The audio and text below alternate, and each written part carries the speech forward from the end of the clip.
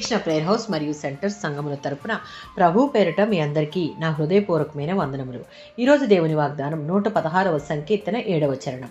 యెహోవా నీకు క్షేమము విస్తరింపజేసి ఉన్నాడు. ఈ వచనంలో కీర్తనాకారుడు తన ఆత్మతో నా ప్రాణమా అనగా తన మనస్సు, ఆలోచనలు, భావాలు, అంతరంగంలో దేవుడు తన ఎడల చూపిన కృపను, కాపాడుటను, ఆయనిచ్చిన రక్షణను, తన జీవితంలో దేవుడు చేసిన కార్యాలను జ్ఞాపకం చేసుకుని కృతజ్ఞత కలిగి ఉండుమని 3-5 వచనాలలో చెప్తూ ఉన్నాడు. 7వ వచనంలో దేవుడు నిన్ను కాపాడాడు కాబట్టి మరి దేనికి భయపడవలసిన అవసరం లేదు, ఆయనిచ్చే విశ్రాంతిలో ఉండు అని తన ఆత్మతో కీర్తనాకారుడు చెప్పడం మనం ఇక్కడ చూడవచ్చు. ఇతని అనుభవాల ఆధారంగా ప్రతి విశ్వాసికి దేవునిలో మాత్రమే విశ్రాంతి, ఆయనను కలిగి ఉండటంలో మాత్రమే క్షేమము ఉన్నవని గమనించాలి. 131వ సంకీర్తన 2వ చరణం.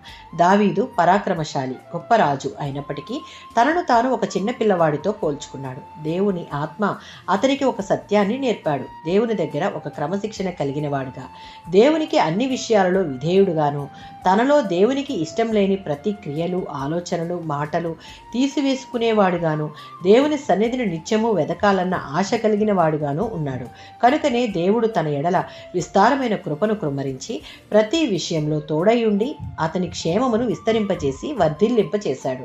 విశ్వాసులంగా మనం మన హృదయాలను అనుదినం ప్రోత్సహించుకుంటూ గతంలో ఆయన మన ఎడల చేసిన కార్యములను జ్ఞాపకం చేసుకుంటూ ఆందోళన చెందకుండా విశ్వాసంలో నిలిచి ఉండి ప్రార్థనలో స్థిరంగా ఉన్నట్లయితే దేవుడు మన యొక్క క్షేమమును విస్తరింపజేసి ఆయన కృపను విస్తారముగా మనపై కృమ్మరిస్తాడు. ఆమేన్.